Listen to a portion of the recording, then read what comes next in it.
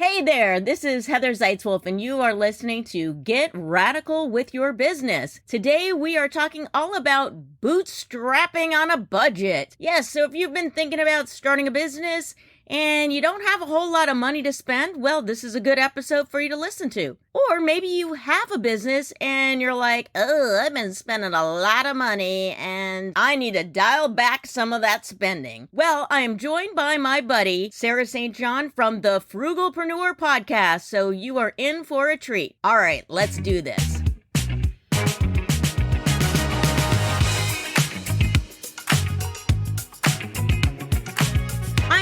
With my friend Sarah St. John, who is the host of the Frugalpreneur. I love that word. Did you make that word up, Sarah? Yeah, I did. It just came to me because I was this was several years ago. I was doing that Dave Ramsey financial peace class to pay off debt and everything. Because he's like talking about all these ways to pay off debt, save money and all this, which is great. It occurred to me, but what about ways to like actually make more money to help with that? And I was like, Frugalpreneur, because I had been testing all these online business models. I was like, I should write a book about this. And then as I launched the book, I launched the podcast to coincide with the book as like an extra marketing lever. It was only going to be like 10 episodes or whatever, but I got more leverage and traction with the podcast than the book. And so love the networking and connections and conversations and all of that. Now I've been doing it for over 4 years and over 200 episodes. And you've had quite the success. Let's just brag for a moment. What is the status now with your podcast? I know Apple Podcasts, you've seen some success. Let's brag about that. I haven't checked it in a couple of weeks at least, so who knows where it's at now, but here's the story. So I noticed that my episode numbers, like my download numbers, were increasing, and I was confused about it. I was like, what happened? So I was like telling some other podcast friends, and they actually went and looked up. They're like, you're in the top 200 under Apple Podcasts on entrepreneurship. I was like, what? I recently released my 200th episode of Frugalpreneur, and I was going to talk about that. And I'm like, I should probably go check and just see if I'm still in the top 200. When I went to check, I was in the top 100, like 92 or something. And I was like, okay, I guess I'm going to have to talk about that now. Not top 200, top 100. But yeah, I should probably check that again and see what if I'm in the top 10. I don't know. The last few episodes have been getting downloaded. The numbers are quite a bit higher than before. Very cool. We're going to get to the topic at hand. Bootstrap. What does that mean? Bootstrap. It means like pulling up from your bootstraps. I mentioned this to somebody recently and they're like, what does that even mean? Maybe it's an old school term. I didn't realize it was old school, but I'm a little bit older. Bootstrap to me is pull yourself up by your bootstraps. I don't know how many boots have straps on them anymore, but maybe you don't have all the resources, but you're going to just do it anyways. Do it scrappy. That's what I like to say. We're talking about ways that you can get into business. You don't have to have a lot of funds. You don't need to put a lot of money on a credit card. You were talking about Dave Ramsey, like we want to avoid debt. There is good debt, there's bad debt, but if you're just starting out and you don't even know if your business is even going to work, better not to have debt. You've had 200 podcast episodes. You've met a lot of entrepreneurs. You even had JLD. Did I get that right? John Lee Dumas. What's his catchphrase? Shake the room, Fire Nation. Boom, shake the room, Fire Nation. Anyways, he was on your podcast. So you've had some heavy hitters on your podcast. What is like one thing that you can think of that you could tell anybody, or maybe even from your book, of one way that you can start a business on a budget, or any kind of tip you want to throw out there? And this is specifically for online businesses. Yes, we're talking about online. Every online business starting out, you should have a website and email service provider so you can collect, and a lead magnet actually to collect, and we can go more into that if you want to, but to collect email addresses so you can send them updates, newsletters, whatever. Okay, let's just start there. Some people that are just starting a business, for us, those things are like, we just talk about this stuff all the time. For some people that are just starting an online business, that stuff might be foreign to them. But let's just back up to having a website. There are resources that you can get that don't cost a lot for websites. I have a recommendation. Oh, let's hear it. There's a platform called system.io. It's systme.io. And it's like an all-in-one platform. It has websites, landing pages, sales funnels, email marketing, which I don't use that part of it, but membership, courses, you can create all this stuff. Well, they have a free plan, and you can even connect one domain to it. You'd buy your domain through GoDaddy or Namecheap. I recommend Namecheap. One thing about GoDaddy, I'm just going to say about GoDaddy is the guy that started the business likes to hunt animals. So I'm against GoDaddy. And they tend to be more expensive. But anyway, so you'd have to purchase a domain name, which is usually $15 a year or something. But you can actually connect your domain for free to system.io. You can create landing page. I think you can get 3 sales funnels under that, 2,000, collect 2,000 email addresses, all this stuff. If you're wanting to start free and encapsulate several things within one platform, it's my recommendation. Oh, okay. I've never heard of that. That's very cool because I use MailChimp for my email. I think they have a free version, but if you want to do some fancier things, you have to pay. One thing about like when we're starting off our business, there's a lot of like bells and whistles out there. We're like, oh, I want to try this. Oh, I want to try that. And then, now I need to integrate this after I've already integrated this other thing. And oftentimes those software packages don't talk to each other. So it's really nice to have something that's all inclusive. That way you don't have to worry so much like, how am I going to link this to that? And because that can become a giant quagmire. And once you're like invested in something, I've run into this. I use Squarespace, but does this work with Squarespace? And then it makes it so I can't use a piece of software I want to because it's not talking right. And then we talked about lead magnets. When you're bootstrapping your business, we got to get leads into your business. You can do networking. There's all kinds of ways that you can create leads in your business that don't cost money. Networking, I highly recommend doing online networking that's free. You can look on Eventbrite, Meetup. There's tons of things. If you have an online business, chances are that means that you're going to have potential clients all over the place. Virtual networking room is a great way to do it for free, but find something that's going to have your target audience. When you're thinking about your target audience, we want to attract them with something. And what we attract them with is this thing called a lead magnet. So a lead magnet, that's what Sarah was alluding to, a lead magnet. A lead magnet. For people that are new to business, this may sound like a weird concept. For those that have been around for a while, you're like, oh yeah, I got like 10 lead magnets. So a lead magnet, Sarah, oftentimes it's a PDF. You want to suggest any cheap ways that people can create lead magnets? You can create, it could be an ebook, a checklist, a resource, your recommended resources, any kind of thing that someone could basically download for free, or it could even be like a private podcast feed or a mini course. There's a million different things you could do. But if it's like something that they can download, you could create a free lead magnet. I'm all about free at beacon.by. So beacon.by. And you can create a free lead magnet there. That's how I've done mine. If I'm doing like a checklist or something like that. Is this different from like doing it in Canva? You can do a check for free. So is this? That's true. Yeah. Is that software that you're talking about? Is it a graphic-y kind of software or is a little bit the advantage of Beacon? You can actually like embed the HTML code onto your website to where it'll have like the button like download, and it integrates with some different platforms and stuff. But yeah, you could create it in Canva and then just set up a landing page for it with whatever platform you're using for your website. Canva, there's a free version of that you can use. And then the Beacon one, okay, I had not heard of that one before. So that's cool. The other things that we need to set in place when we start a business, whether it's on a budget or not on a budget, is we want to make sure that we have a business bank account. Do you have any recommendations on banks? Sarah, have you dealt with any banks that maybe have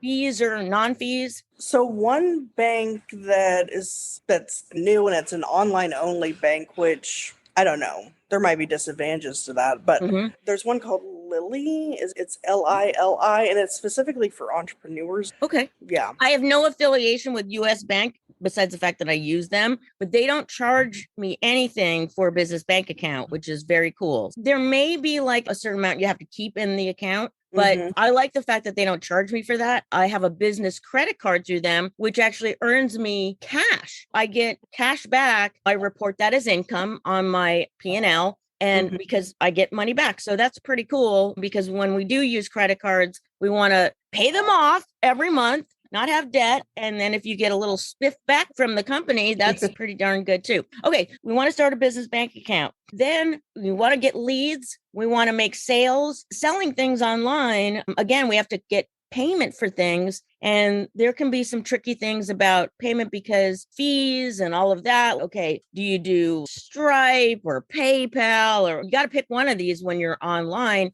unless you can coordinate with the client to do like an ACH where it just money goes from one bank account to another, which can be sometimes challenging to have things like that, especially if you're selling online courses. You're not going to be doing like an ACH. Any tips that you've come across on payment platforms that may be less expensive, or they're pretty much all the same? I think they're roughly the same. I use Stripe. It's super simple and it integrates with everything. Sometimes I use PayPal, maybe if there isn't a Stripe integration, but Stripe is becoming more likely to be integrated platforms than PayPal even. So I have a client that has been using PayPal with her clients. She's a creative. She did a bunch of work for them. They got the work. And then they told PayPal that they somehow pulled back the payment from PayPal, even though they received the work.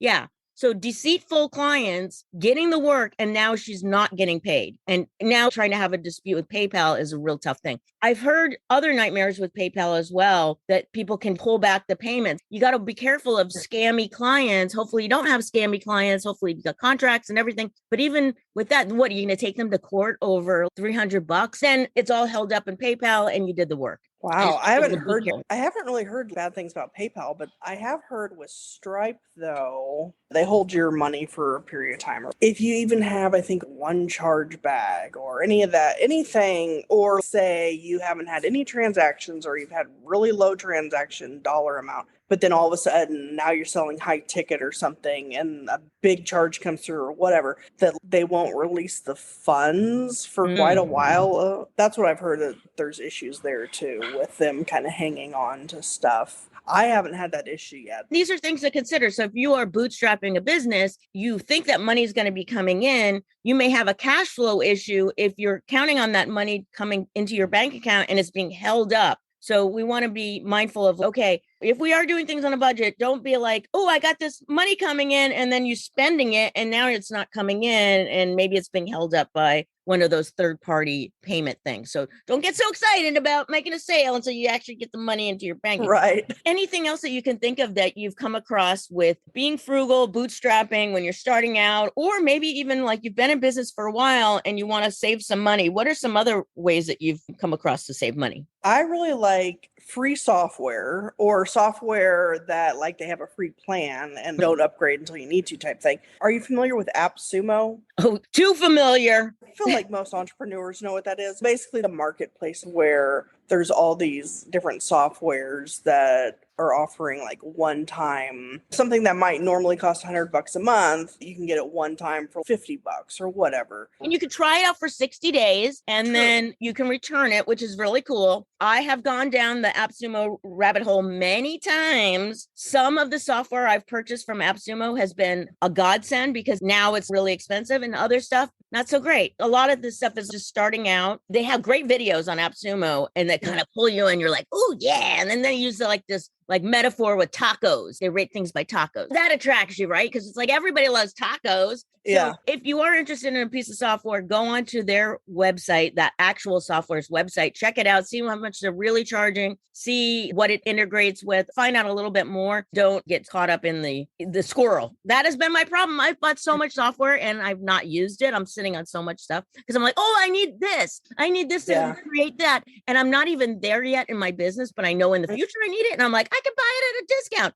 And then by the time I want to go to use it, it's not so good. So at the same time, AppSumo has great things. I like this idea. Yeah, definitely. I recommend checking it out. It is easy to, shiny object syndrome and get carried away. So if there's something that you really want or need or know that in the future or now that you could really use, then you might be paying usually anywhere from like $20 to $100, somewhere in that range, one time, and then that's saving you who knows how much over the course of time. There will be other softwares that come out to do something and I'm like, ooh, that looks good, but it does something similar to something I got on AppSumo. I have to keep reminding myself of that. You don't have to go get that thing that's $20 or $50 a month when you already have something similar. Buy software when you need it. I've done this where I'm going to need this in the future. Great. If you have the money and you really think you're going to use it, but map things out. Make sure that you are actually going to use it, because I've bought software and like I said, I'm just still sitting on it and I don't even know if it works anymore. Here's another tip that I'm going to say though,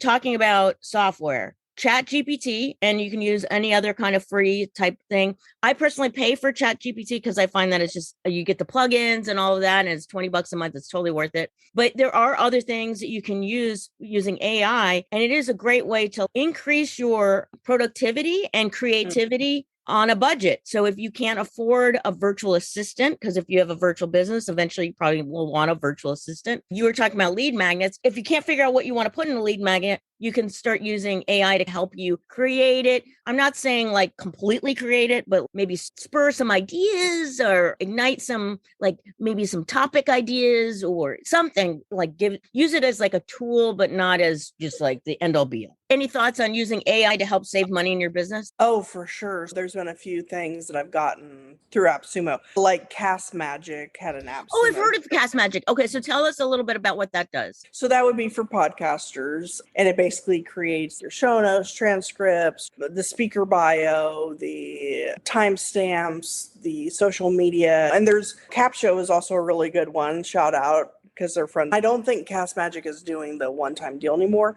I was able to get in on that. Yeah, so different stuff like that, and that would be AI. And while we're on the AppSumo topic, they also create some of their own AppSumo originals. Of those, I recommend SendFox for email as your email service provider, because you can get it for free up to a certain number of subscribers, but then if you want to upgrade, it's like a one-time fee of $50, and that's what I use. One thing I really like about it, if you're a podcaster or a YouTuber, you can put in your RSS feed or your YouTube channel. It'll automatically generate a newsletter or an email based on your latest episode. And it's very minimal. It's not overwhelming and confusing like some of the others. As far as email service providers that are free to very cheap, that's my recommendation on that. Oh, wow. That's very cool. Another thing about AppSumo is I think that they have a marketplace where like creators can sell things as well. Have you ever done that before? So I did it with my Preneur trilogy. It was like Frugalpreneur, Authorpreneur, and Podcastpreneur. They were all ebooks. I think I sold, and it was just like $1 each versus $2.99 on Amazon. And I'm pretty sure I got more downloads or purchases from that than Amazon. Wow. Now, how does something like that work? So you're selling it on AppSumo. It's being printed by Amazon, right? How does that work? The ones on AppSumo are just PDFs. I see. Yeah. So you're not having to pay. So it's not like you're getting a royalty from Amazon. Okay. Yeah. So like with Amazon, you can get the Kindle, whatever it is, book, or the print book, but that's all through Amazon. And so the ebook version is $2.99 on Amazon, but then I had the PDF uploaded to AppSumo for $1. Writing a book can be a great way to get your visibility out there, your credibility, all those things. I'm actually toying with the idea of putting out a book. So I'm curious on, you've written several, you put it on Amazon. I know that there's certain ways that you can get people to buy your book for $1 and it's under a certain topic. And then like it reaches the top and you can call yourself a best-selling author. That's like the angle that you want to take, right? Without doing too much marketing, you get your friends all download it and buy it for $1 or something, and now you're a best-selling author. Even if it's like for a moment in time, you take a picture and you're good. Were you able to do that with Amazon, and how were you able to do that if that was the case? I know for Frugalpreneur, I was able to get it to the top position within whatever the category was. I guess it would have been some kind of business category. There's like a whole strategy behind that. You can have it free for a certain amount of days to increase or lower the price. And it's probably changed since then. If you do offer it for free on Amazon, do you have to then pay Amazon for the fee for having it there, or is it free? You don't pay Amazon anything. But yeah, if it's the ebook and it's free, you don't pay anything. You can't do it free really with the print book. The print book, so all my books are like 80 pages or something. They're very thin. And it's about $2 or so for them to actually print. That's their cost. And then anything after that, then they take, I think, 70%. Oh, or is it? No, that's not right. Maybe it's 30% and one of the two. Okay. Yeah, that's a big difference. Yeah, I think it's 30, whatever. It is a way, though, to be out there and visible in the world that doesn't cost a whole lot of money. You could put everything in Word first and then make sure that it's formatted correctly for Amazon. And then you might need to pay somebody, I guess, to edit it. Perhaps you can find somebody on Fiverr or something like that, or use Grammarly, which is, I think they might have a free version. I pay for that. The thing that I like about self-publishing on Amazon, you don't have to keep an inventory. It's all print on demand. So Right. you have to buy a bunch of books and then hope you sell them. So it's like when someone orders it, they print it, they ship it. And as far as creating the book, yeah, you could use Grammarly. There's a few different, Aid is another one. There's a few different that can help you make sure that your grammar and punctuation and everything. I recommend doing that for your first round, but then hiring an editor. Like basically the amount of money I spent on each book, including the editor, and then I do recommend hiring someone to do the artwork. Yeah, the cover art. Yeah. I think I spent about $200 per book between the editor and the cover. I went to Fiverr for the editing. I wouldn't recommend doing Fiverr because I didn't have a good experience, but I found some editor that would charge like 2 cents a word. And since they were like 10,000 words at most, but her price, the person I was using, her price has drastically gone up. And then for formatting to make sure that it's in EPUB and Mobi and whatever that Amazon requires, Reedsy is a good source, Reedsy. They have this free thing where you can lay out each chapter and have it properly formatted and then download it in these different versions for Amazon and all that. Oh, okay. So Amazon requires different formats for the different types, like if it's a print book versus an ebook or Kindle or something like that. Okay, that's really good to know. Besides the visibility and the credibility for putting out a book, another thing is that it can help you go on podcasts, which most of the time you don't have to pay to be on a podcast. So it can help you get your word out there. What are some other return on investments that you can think of having a book? How has that helped you? Has it helped you get speaking gigs, clients? Like how else has writing books helped you? It can help you get on podcasts. I definitely recommend podcast guesting, if not hosting, if not having your own show for your business, but for sure being on other shows. But the book itself, I think for me, there hasn't been like a direct ROI, I wouldn't say. It's more of I've been able to speak because I have a book. So because you're leveraging it. By leveraging it, eventually there will be a payoff and ROI because you'll get clients from it and all of that. Okay, so you've gotten speaking gigs. Yes. Let's just go there for a second. So you got speaking gigs. Are you applying to speak places and you're saying like, I have this book and this is the topic I can talk about? Or like, how are you leveraging that? I think I mentioned the books, but that's not even my main thing. Like I'll submit a topic. There was something else I was going to say about that. Oh, direct monetization, yeah, through like Amazon sales. But again, the amount that you're getting paid, you're not going to get rich off of that by any means. I think I've probably earned enough to cover the cost of making the books, hiring the editor and whatever. To me, with self-publishing, my goal isn't really to make money directly from the book. And then like last year at Podcast Movement in Dallas, I had just released my latest book, the one with the yellow cover. I actually ordered 100 copies from Amazon, physical Here copies. It is, 27 ways. You have it right there. Wow. Yep. So what I did was I had released it literally the week of Podcast Movement. And so I decided, since this is a podcast conference, I had Amazon print out 100 copies, and there was a whole issue with getting them. They couldn't handle that I ordered 100. They weren't here, and then I had to order them in like 10 and 20. It was a fiasco, but I did get them all in. And how much did that cost you to buy that $2 a book? Or did they give you a break if you're buying it directly for yourself? You buy it as an author purchase. You only have to pay like the $2 or whatever it costs. What I did was I got 100 copies. I bought myself a clear backpack. I put the books in the clear backpack, and then I put a little note that get your free book, but that didn't work at all. So I was like, screw that. And so I just started, maybe because people were afraid I was going to pitch them or something, but I didn't. So I just started, anytime I talked to someone or whatever, I'm like, hey, here's my free book. And a lot of people were surprised. They're like, you're not charging for that? You don't want money? I'm like, no, here's your free book. I think I handed out like 80 out of the 100. And then so I had another 20 that I took to some other conference because I just wanted to get them off my hands. It's basically a lead magnet, a physical lead magnet that really doesn't cost much, like $2, maybe $3. Yeah.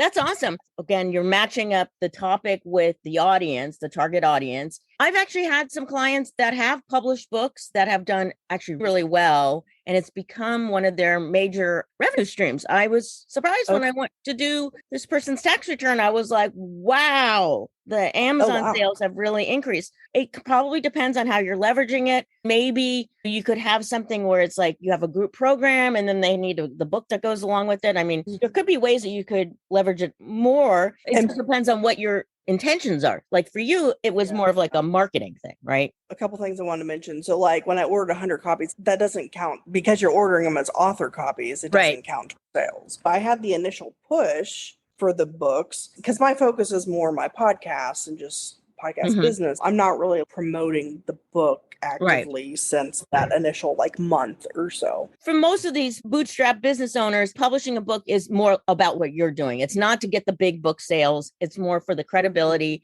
You can put it on your website. I published a book. If you do get on the Amazon bestseller thing, you can put that on. If you're putting on workshops, a best-selling author hosted by whatever, it's a great marketing tool that doesn't cost a lot. That's what we're getting at. That's the bottom line of that whole thing.